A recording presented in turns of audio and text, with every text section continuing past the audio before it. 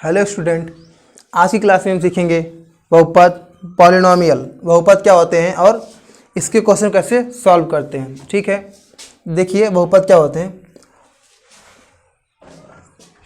जिसमें बहुत से पदों की गणना की जाए वो क्या होते हैं, बहुपद। लेकिन सुनिए, देखिए हम ये जो डिफिनीशन है उससे तो समझेंगे ही, पहले जो बहुपद है उसी की मीनिंग से समझ लेते हैं। जो इसकी हिंदी मीनिंग है और इंग्लिश मीनिंग दोनों समझ लेते हैं कि बहुपद क्या होता है।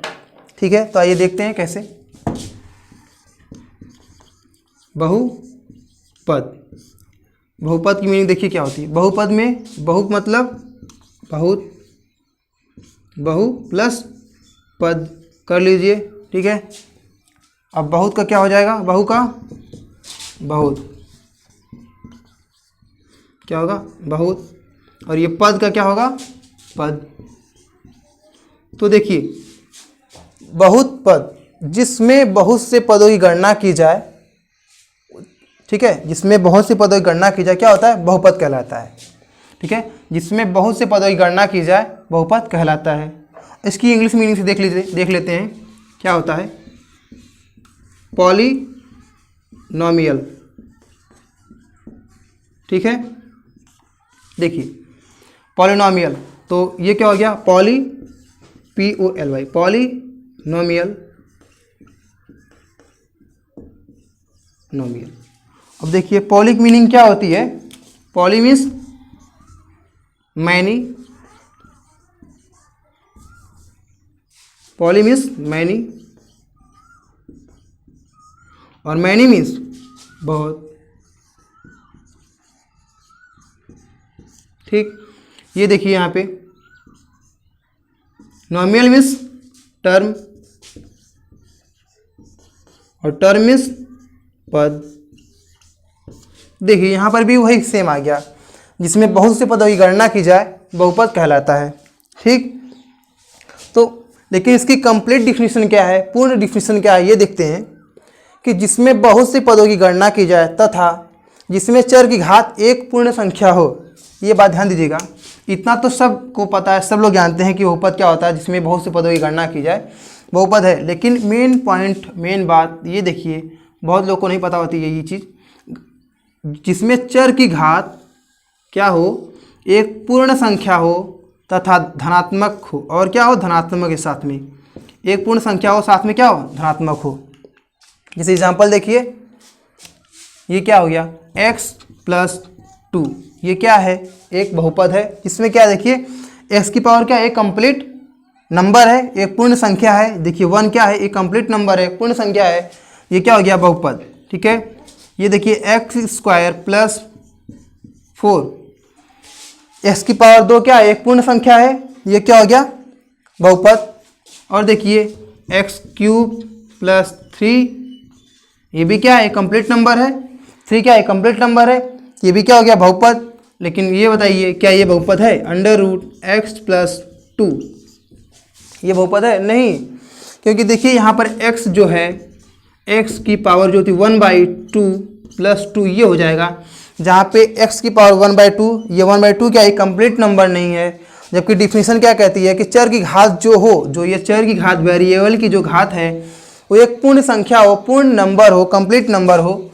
तो यहाँ पे 1/2 क्या है, कंप्लीट नंबर नहीं है, इसलिए चर ये क्या है, बहुपद नहीं है। अब देख लीजिए क्या ये बहुपद है, √3x + 2, तो ठीक है, ये बहुपद है, हाँ ये बहुपद है। लेकिन आप अभी कहेंगे सर यहाँ पे अंडर रूट था, ये बहुपद नहीं था, लेकिन यहाँ पर अंडर रूट है, तो आप बोल रहे बहुपद है। हाँ देखिए इसमें ये तो देख रहे हैं, लेकिन आप कुछ लोग को ये नहीं देख रहे होंगे कि यहाँ पर अंडर रूट जो लगा है सिर्फ 3 पर लगा है, ना कि x पे लगा है। तो x देखिए यहाँ पर x की कंप्लीट पावर क्या है, 1 है, तो यहाँ पर कंप्लीट पावर क्या है, 1 है। हमें चर की घात क्या होनी चाहिए, एक चर की घात क्या है, एक पूर्ण संख्या होनी चाहिए, जो कि है यहाँ पर चर की घात एक पूर्ण संख्या होनी चाहिए, और यहाँ पर है, ये क्या है, बहुपद है।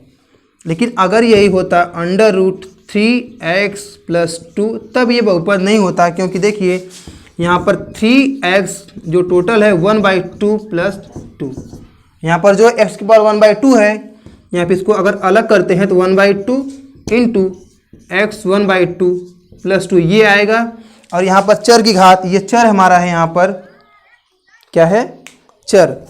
ये देखिए चर है जिस पे क्या है कि 1/2 है पावर, जो कि ये पूर्ण संख्या नहीं है, इसलिए क्या हो गया ये, इसकी वजह से ये बहुपद नहीं होगा। तो ठीक है, और एक बात नोटिस कर लीजिए, चर की घात एक धनात्मक हो, मतलब उसे कहने का ये मतलब है कि जो ये x पावर -1 + 2 ऐसा कुछ आ जाए, 1/x + 2 ये आ जाती है, क्या है? बहुपद नहीं होगा। ठीक है, और अंडर रूट में आ जाए तो वो भी बहुपद नहीं होगा। तो हम यहाँ पे आप शार्ट में लिख दे रहे हैं तीनों चीज़, ताकि जिससे आप एक जगह कहीं नोट कर लीजिए, आपको नोट करना है तो। देखिए x की पावर 1 2 3 4 5 इनफाइनाइट तक से, ठीक है, इनफाइनाइट तक ये जो x की घात है 1 2 3 4, ये क्या है? सब कंप्लीट नंबर है, एक पूर्ण संख्या है। इस फॉर्म में अगर x की पावर आ जाए तो ये क्या होगा? बहुपद होगा। लेकिन अगर ऐसा कुछ आ जाए -1 -2 -3 dot dot dot minus infinite, अगर ऐसा कुछ आ गया तो क्या होगा? ये बहुपद नहीं होगा। और अगर अंडर रूट में आ गया, जैसे x की पावर 1/2 ऐसा कुछ फॉर्म में आ गया, अंडर रूट में आ गया, ये बहुपद ये भी नहीं होगा, ऐसा कुछ आ गया तो। और लेकिन ध्यान दीजिए, कहीं अगर क्वेश्चन को टफ बनाने के लिए, हार्ड बनाने के लिए अगर वो ऐसा कर दिया √x + 2 और डबल अंडर रूट लगा दिया, तो आप फिर पूछ दिया क्या ये बहुपद है? यहाँ पे आप ध्यान दीजिएगा कि ये बहुपद है। क्यों? आप देख लीजिए कि x जो है 1/2 है, लेकिन डबल अंडर रूट लगा है ना, एक अंडर रूट और इसका भी 1/2 होगा +2। देखिए x, अब ये 1/2 है तो ये भी 1/2 है, ऐड हो जाएगा 1/2 + 2। अब देखिए 1/2 ऐड होकर क्या होगा? देखिए 1/2 + 1/2 ऐड करेंगे तो 1 1 2, और ये 2 कैंसिल होगा तो 1 आ जाएगा 1। तो यहाँ पर क्या हो जाएगी? x की पावर, यहाँ पे देखिए इसको, x की पावर 1 + 2, और इसको हम लिख सकते हैं x + 2, जो कि यहाँ पर x की पावर जो क्या है? एक कंप्लीट नंबर है, पूर्ण संख्या है, ये क्या होगा? बहुपद होगा। इसलिए इससे आप बहुत ध्यान दीजिएगा कि डबल अंडर रूट लगाया है कि 3 अंडर रूट, क्या सिंगल अंडर रूट क्या यहाँ पे लगा दिया है, उसको आप ध्यान दीजिएगा। ठीक, तो यहाँ पर हम समझ गए बहुपद क्या है, उसकी एग्जाम्पल से पूरा क्लियर हो गया हमें बहुपद क्या होता है। अब जानेंगे कि एक पदी बहुपद क्या होता है, द्विपदी और त्रिपदी बहुपद ये सब क्या होते हैं। ठीक है, ये देखते हैं।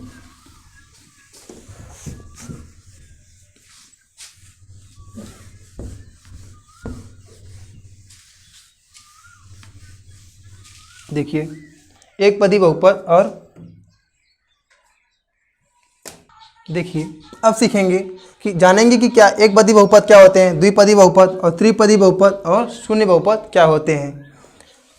एक पदी बहुपद मोनोनॉमियल, देखिए क्या होता है, जिसमें एक टर्म पाए जाए, जैसे x 2x और ये 3x स्क्वायर, एक एक टर्म हो जैसे उसमें, जिसमें पद आए, वो क्या होता है? एक पदी बहुपद। और जिसमें 2 + x² 3x² + 4 ऐसा दो टर्म आ जाए तो ये क्या होगा? द्विपदी बहुपद। 4x² + 3 ऐसे आ जाए तो द्विपदी बहुपद। और त्रिपदी बहुपद क्या होते हैं? जिसमें x³ + 4x² + 2 4x² 2x + 1। त्रिपदी बहुपद मतलब 1 2 3, ये 1 2 3। ठीक है, इसको घात से नहीं देखते हैं, इसको घात की पावर से नहीं देखते हैं। ठीक है, इसको देखते हैं कितने टर्म है। ये नहीं कि 3 घात और त्रिपदी बहुपद, 2 घात और द्विपदी बहुपद, ऐसा कुछ नहीं है। देखिए इसमें भी ये हो सकता है x की पावर 4 + 2, ये भी क्या है? द्विपदी बहुपद, बाइनोमियल है। ठीक है, इसको आप पावर से, घात से नहीं लीजिएगा कि चर की घात कितनी है, उससे कोई मतलब नहीं है। यहाँ से ये 2 टर्म है, उससे हम बोलते हैं कितने पदी के बहुपद है। एक पदी मतलब एक पद, द्विपदी मतलब द्विपद 1 2, ये त्रिपदी मतलब 1 2 3, ये 1 2 3, ये इसको काउंट करते हैं। ठीक है, देख लीजिए। अब हम जानेंगे शून्य बहुपद क्या होता है। देखिए सब छोटी छोटी हेडिंगें हैं, लेकिन बहुत बेसिक हेडिंग है और इम्पॉर्टेंट हेडिंग भी है, इस चीज़ को आप अच्छे समझिए। शून्य बहुपद क्या है? जिसमें सभी के गुणांक 0 हों, 0x², 0 × x प्लस 0, जिसमें क्या हों, सभी के गुणांक क्या हों, 0 हों, क्या होंगे, शून्य बहुपद। ठीक है, अब जानेंगे हम लोग रैखिक बहुपद क्या होते हैं। ठीक है, देखिए रैखिक बहुपद क्या होता है।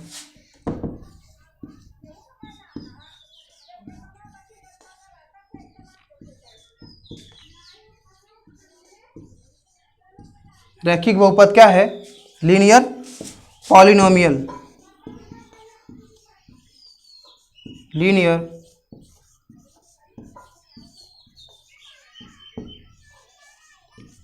पॉलिनोमियल। देखिए ये इंपॉर्टेंट है, आप ध्यान दीजिएगा।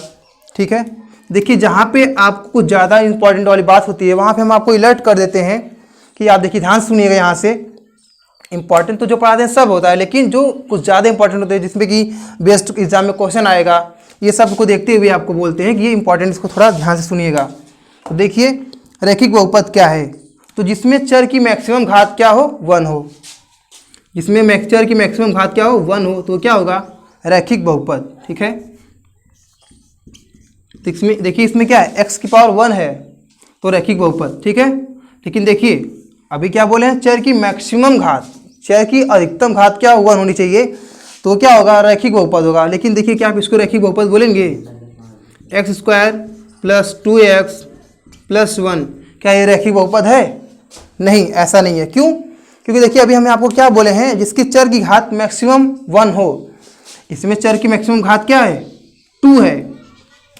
देखिए 1 तो है, क्या है, 1 तो है, लेकिन हम क्या बोले हैं, मैक्सिमम घात, अधिकतम घात क्या हो, 1 हो, लेकिन इसमें क्या है, अधिकतम घात 2 है, इसलिए ये क्या है, रैखिक बहुपद नहीं है। तो आप यहाँ पे बहुत ध्यान दीजिएगा कि रैखिक बहुपद को, कि आप ये मत ध्यान दीजिएगा कि नहीं, ये आप ये मत नोट कीजिएगा कि घात 1 हो, 1 तो हो, लेकिन उस समीकरण की, उस पद की मैक्सिमम घात 1 होनी चाहिए। जैसे देखिए यहाँ पर है 1, इसके बाद कोई टर्म है नहीं है, तो यही है, इसलिए इसको रैखिक बहुपद बोलते हैं। इसमें क्या है, 1 तो है लेकिन मैक्सिमम घात 2 है, इसलिए रैखिक बहुपद ये नहीं होगा। ठीक, अब देख लीजिए 3x + 2, ये क्या है, रैखिक बहुपद है, क्योंकि इसमें चर की घात क्या है, मैक्सिमम 1 है। देखिए x की पावर क्या है, 1 है। अब आप ये भी मत नोट कीजिएगा कि नहीं सिर्फ x ही क्यों ले रहे हैं, यहाँ पे हम चर कुछ भी ले सकते हैं, 3y + 2, 5z + 7, ऐसा कुछ नहीं कि x ही क्यों है, कुछ नहीं, चर जो है हम सबको ले सकते हैं, x y z a b, जो ABC L M N, जो भी आपके मन में आए चर राशि वो ले सकते हैं। ठीक है, अब देखिए रैखिक बहुपद हम जान गए, द्विघात बहुपद क्या होती है, ये देखिए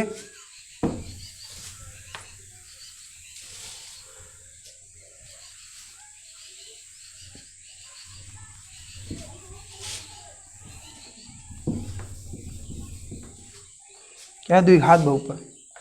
देखिए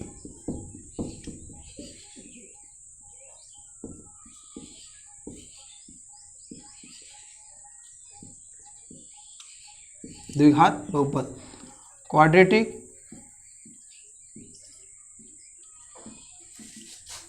पॉलिनोमियल,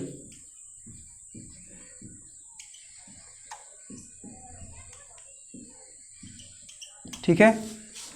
द्विघात बहुपद क्या है ये समझिए, जहाँ पे चर की मैक्सिमम घात क्या हो, 2 होनी चाहिए। देखिए जैसे इसको भी ध्यान से सुनिएगा, क्योंकि ये क्या है कि इसका तो एक लेसन ही पूरा हाई स्कूल में 10th की क्लास में आपका पूरा द्विघात समीकरण का एक लेसन ही है।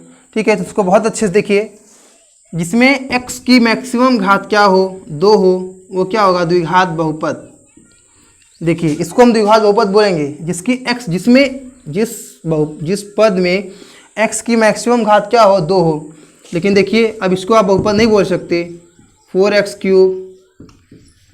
2x² + 2x + 1, क्यों, देखिए इसमें भी तो x की पावर 2 है, लेकिन हम बोले क्या है, मैक्सिमम घात 2 होनी चाहिए, लेकिन इसमें मैक्सिमम घात क्या है, 3 है, इसलिए क्या है, बहुपद द्विघात बहुपद नहीं है। बहुपद तो है लेकिन द्विघात बहुपद नहीं है। ठीक, ये ध्यान दीजिए। इसकी एग्जांपल और देखिए, एक तो इसका नॉर्मल से जो भी समीकरण होता है ये क्या होगा, ax² + bx + c, इसमें मैक्सिमम घात क्या है, 2 है। जहाँ पे इसकी वैल्यू 0 कभी नहीं हो सकती है, आपको जब क्वाड्रेटिक इक्वेशन पढ़ाया जाएगा तो आपको यहाँ बहुत अच्छे से एक्सप्लेन करेंगे कि ए की वैल्यू 0 क्यों नहीं होती है। ठीक, तो देख लीजिए द्विघात बहुपद आप समझ गए होंगे कि जहाँ पे x की मैक्सिमम पावर क्या हो 2 हो। एग्जाम्पल ले लीजिए 4x² 3x + 1, ये भी हो सकता है 9x² + 2x + 1, और ये देखिए कभी नहीं होगा 3x³ 4x² + 2x + 1, ये कभी नहीं होगा। क्यों? क्योंकि इसमें चर की मैक्सिमम घात क्या है 3 है। अब जानेंगे त्रिघात बहुपद क्या होते हैं।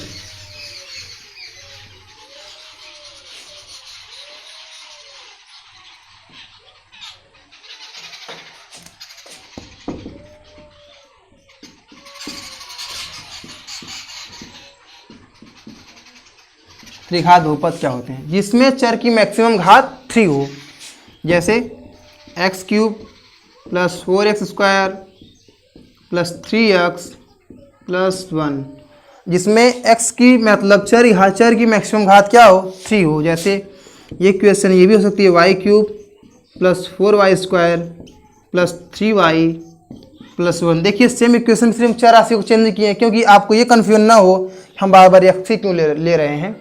ठीक, यहाँ पर z भी हो सकता है z³ + 4z² + 4y 3z + 1। देखिए नंबर सेम है, बस चार राशियाँ चेंज है। ये त्रिघात बहुपद। ठीक है, अब जिसमें चर की मैक्सिमम घात हो, अगर इसके पहले अगर x की पावर 4 लग जाता ये सब में, तो ये त्रिघात बहुपद नहीं होता, क्योंकि फिर ये इस पद में सबसे मैक्सिमम घात क्या होती 4। ठीक है, ये त्रिघात बहुपद नहीं होता, लेकिन जब मैक्सिमम घात 3 होगी तो त्रिघात बहुपद होगी। ठीक है,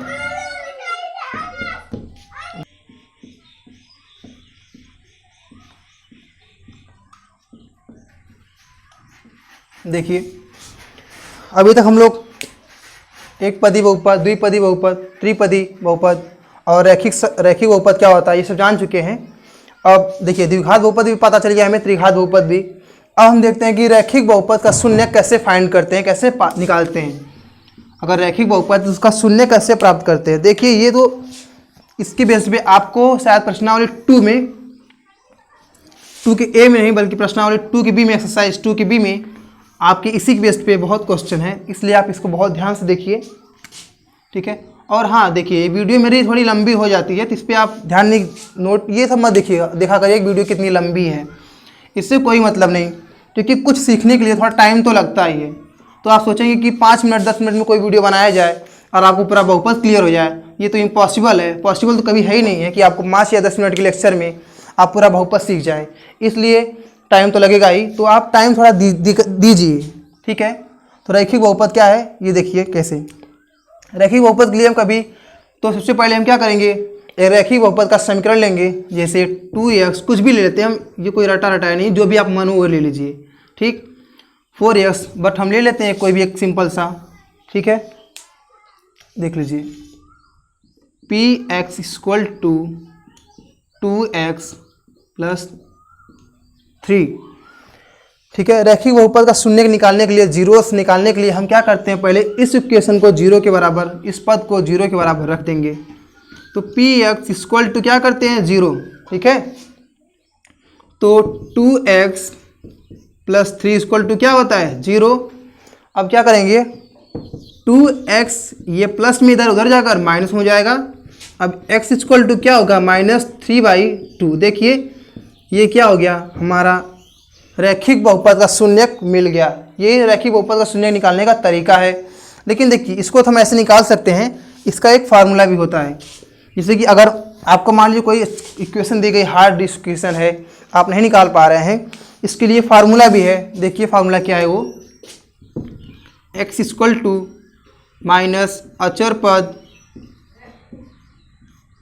अचर पद अपान भागे क्या होगा x का गुणांक, मतलब x का कोफिशिएंट।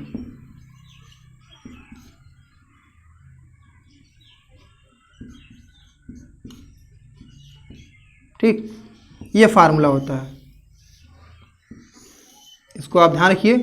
ये फार्मूला कब के लिए वैलिड है ये ध्यान दीजिए, जब ये क्या हो, रैखिक बहुपद हो, रैखिक बहुपद की इक्वेशन हो। अगर द्विघात बहुपद का है तो दूसरा फार्मूला होगा, त्रिघात बहुपद का है तो दूसरा अलग फार्मूला होगा एक। ये आप हर जगह नहीं अप्लाई कर सकते हैं, ये आप सिर्फ अप्लाई तब कर सकते हैं जब आपका पद और इक्वेशन क्या हो, रैखिक बहुपद हो। तो देखिए जो हम लोगों ने ऐसे किया है, इतना कुछ करके यहाँ लाया आंसर। अब उसको हम इस फार्मूले को जैसे एक लाइन में एक स्टेप में ला सकते हैं। देखिए क्या माइनस लगा, पहले आप माइनस लगा लीजिए।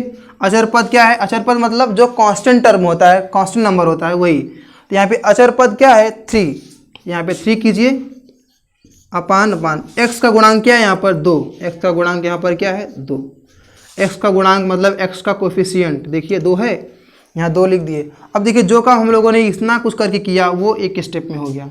तो आप फार्मूला याद कर लीजिए और बेसिक आपको पता हमेशा रहना चाहिए, क्योंकि हाँ ठीक है दोनों ठीक है लेकिन फिर भी आपको बेसिक पता होना चाहिए। अब देखिए ये तो रैखिक बहुपद के लिए हो गया, हम लोग द्विघात बहुपद के लिए भी शून्यक निकालना पढ़ेंगे, सीखेंगे, और त्रिघात बहुपद के लिए। लेकिन अभी तक क्या सिर्फ रैखिक बहुपद देखेंगे। अब इसके आगे क्या करेंगे, बहुपदों के शून्यांक की ज्यामितीय अर्थ, मतलब इसके शून्यांक निकाल तो लिए इसको शून्यांक, लेकिन इसका ज्यामितिक ग्राफ कैसा बनेगा, फिगर कैसे बनाते हैं इसका, अब ये सीखेंगे। ठीक,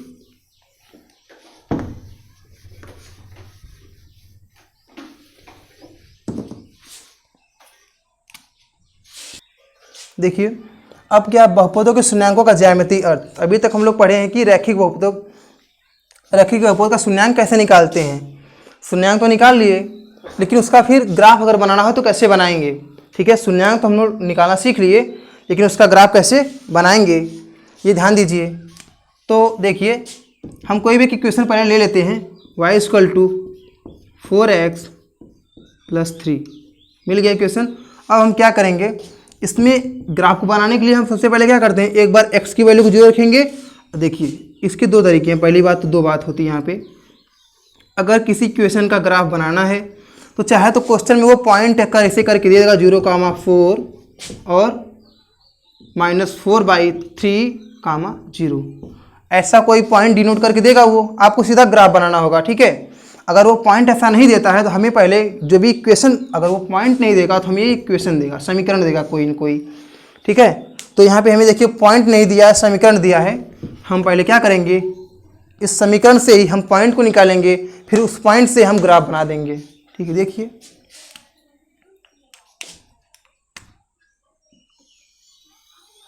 यहाँ पे आप x कर लीजिए, यहाँ पे y।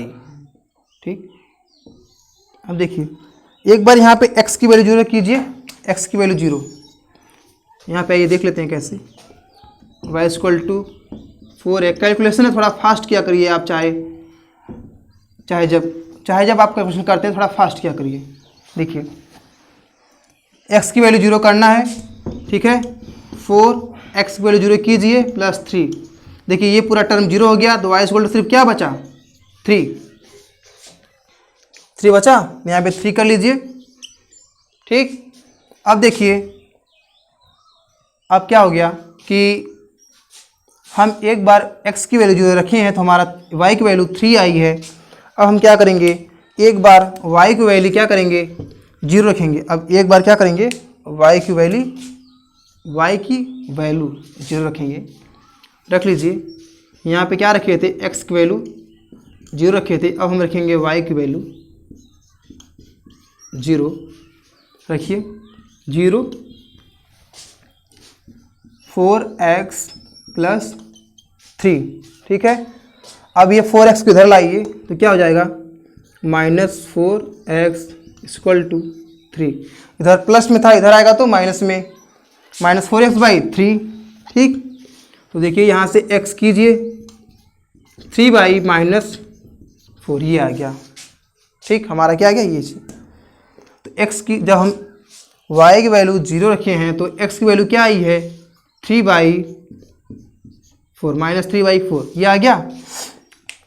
देखिए हम क्या बोले थे अभी आपको कि अगर कोई क्वेश्चन है तो उसमें आपको चाहे समीकरण बना देगा, समीकरण बना के देगा, या फिर आपको पॉइंट देगा। अगर पॉइंट नहीं दिया है, कोऑर्डिनेट नहीं दिया है, तो हम खुद निकालते हैं। जहाँ से देखिए हम निकाल चुके हैं, 2 पॉइंट आया है। जब x की वैल्यू 0 थी तो y की वैल्यू 3 थी, और जब x की वैल्यू -3/4 हुई, y की वैल्यू 0। हमें यहाँ 2 कोऑर्डिनेट मिल गया। अब इसका कैसे हम बनाएंगे? जब y की वैल्यू मिल गई तो हम क्या करेंगे, देखिए अब ग्राफ बनाएंगे। ठीक है, तो हम ग्राफ आपको बना रहे हैं। चलिए ठीक है, देखिए ग्राफ हमने पहले आपको ग्राफ बना लिया। यहाँ पे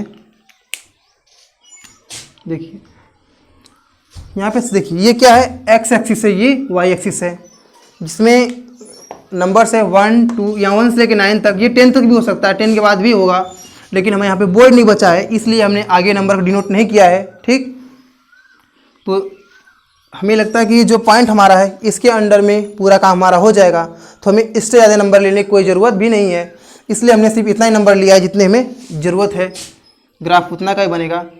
अब देख लीजिए ग्राफ में हम लोग पॉइंट को कैसे डिनोट करते हैं, कैसे रखते हैं, ये सबसे बड़ी बात है। बहुत लोग को तो पॉइंट मिल जाए लेकिन ग्राफ में रखना नहीं आता है, तो आज हम सीखेंगे कि इसी बहाने ये भी सीख लेते हैं कि किसी पॉइंट को ग्राफ में कैसे रखते हैं। यहाँ का जो कोऑर्डिनेट होता है 0,0, ये जो होता है x एक्सिस होता है, ये जो y एक्सिस, इसमें x एक्सिस में इस साइड वाला पार्ट जो होता है पूरा पॉजिटिव होता है, धनात्मक होता है। इस साइड वाला पार्ट पूरा नेगेटिव होता है, माइनस का होता है। और y एक्सिस में देखिए ये पार्ट जो होता है क्या, प्लस का होता है। सब जगह देखिए माइनस लग गया है गलती से।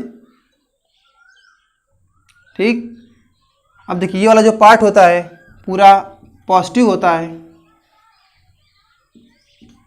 ठीक, और नीचे वाला पार्ट नेगेटिव होता है। ठीक है, ये नेगेटिव वाला सेक्शन होता है y के एक्सिस का, नीचे वाला पार्ट नेगेटिव होता है, ये पॉजिटिव। तो ठीक है, यहाँ पे देखिए अब पहले हम एक पॉइंट को डिनोट करेंगे, इसको फर्स्ट इसको 0,3। तो x एक्सिस में ये क्या है, देखिए 0, मतलब x एक्सिस में थोड़ा भी मूव नहीं कर रहा है। x एक्सिस में ये अपने ही पॉइंट पर है, मतलब इसी लाइन पर है। वो x एक्सिस में मूव नहीं कर रहा है, इसी पॉइंट पर है। ठीक है, 0। लेकिन y एक्सिस में क्या है, 3। तो y एक्सिस में 3 जाइए, 1 2 3, मतलब ये पॉइंट यहाँ पे है। ठीक है, ये पॉइंट कहाँ है, यहाँ पर। अगर कहीं ये पॉइंट हमारा 0,3 ना होकर 5,3 होता तो क्या करते, x एक्सिस में अगर देखिए क्या ये x एक्सिस है, तो पहले x एक्सिस में 5 जाते, तो x एक्सिस में 5 जाइए, 1 2 3 4 5 यहाँ है, तो हम इस पॉइंट को यहाँ ले ऐसे डिनोट करते। फिर y एक्सिस में 3, y एक्सिस में 3 जाइए, 1 2 3, इसका मतलब ये 5 है, ये 3 यहाँ पर पहुँचे थे हम लोग, तो हम लोग एक पॉइंट यहाँ बना देते। जब क्या होता, जब पॉइंट 5,3 होता, लेकिन जब 5,3 नहीं है तो हम लोग क्या करेंगे, 0,3 है, तो 0,3 के लिए पॉइंट हमारा यहाँ पर बनेगा। इसको हम डिनोट कर लेते हैं 0,3। ठीक है, अब देखिए दूसरा क्या है, -3/4, 0। इसका मतलब x एक्सिस पे माइनस लगा है, इसका मतलब इधर नहीं बनेगा, ये इधर बनेगा, माइनस साइड, माइनस इधर है। 3,4 देखिए क्या है, 3,4 नहीं 3/4, तो माइनस साइड है 3/4। 3 से 4 को डिवाइड कर लीजिए, 3 को 0.30, क्या होगा ये आ रहा है 0.7। इसका मतलब ये जो ग्राफ है हमारा इसके इधर ही है, 3 के इधर है। ठीक है, 3 के इधर बन रहा है, 3 के पीछे बन रहा है। अगर कहीं पर ये 1 होता तो समझिए 3 के आगे बनता, अगर कहीं पर ये 2 होता तो समझिए थोड़ा सा और आगे बनता, 3 होता तो और आगे बनता, लेकिन देखिए यहाँ पे 0 आ रहा है, इसका मतलब ये थोड़ा पीछे है अभी। ठीक है, तो हम यहाँ पे इसको पॉइंट क्या करेंगे, डिनोट कर ले रहे हैं। ठीक, कर लीजिए, क्या होगा यहाँ पर, तो रखिए -3,4। लेकिन देखिए y एक्सिस पे क्या है, y एक्सिस पे 0 है, मतलब y एक्सिस में कहीं मूव नहीं कर रहा है, तो यहीं पे क्या होगा, y एक्सिस, ये x एक्सिस पे -3,4 है, तो -3/4 कर लीजिए। और y एक्सिस पे 0, मतलब y एक्सिस पे क्या है, कहीं पर मूव नहीं कर रहा है, इसका ये का कोऑर्डिनेट क्या है, 0। ये x एक्सिस पे है, y एक्सिस क्या 0। और x एक्सिस और y एक्सिस कहाँ 0 होता है, इसके कोऑर्डिनेट पर यहाँ पर क्या होते हैं, x की वैल्यू y की वैल्यू 0 होती है। जब y की वैल्यू 0 है इसका मतलब ये पॉइंट यहीं पर है और एक्सिस में इधर मूव किया है। ये 0 होने का मतलब न तो ये ऊपर गया है न तो नीचे गया है, ठीक। ये इसी लाइन पे फिक्स है, लेकिन x एक्सिस में इस साइड वो -3/4 नंबर इधर आया है, तो इसको ये थोड़ा पीछे है, यहाँ पे है ये। तो क्या करेंगे, इस ग्राफ को ऐसे डिनोट दिखा देंगे। अब देखिए ऐसा ग्राफ हमारा ये ग्राफ बन जाएगा, ठीक है। इसी तरह ये लाइन हम लोग डिनोट करते हैं, दिखाते हैं। अब ये देखिए एग्जैक्ट 3 पर नहीं बना है, ये थोड़ा पीछे है ग्राफ, ध्यान दीजिएगा। एग्जैक्ट 3 होता तो हम ऐसे बनाते ग्राफ को, ऐसे ऐसे, ठीक है। ठीक है, हमारा एग्जैक्ट 3 पर नहीं है तो हम इस ग्राफ को ऐसे नहीं करेंगे।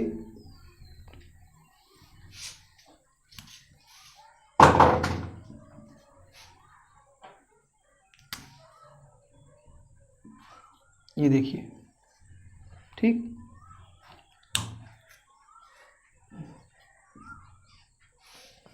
ये क्या था, 3 - 2, ये 3 थोड़ा पीछे था, यहाँ पे हमारा पॉइंट था -3/4। तो हम इस ग्राफ को ऐसे दिखाएंगे। देखिए ये पॉइंट यहाँ पर था, ये और ये, इसको मिला दीजिए ऐसे करके, तो ये ग्राफ हमारा बनेगा, ठीक है। आप समझ गए होंगे, ठीक।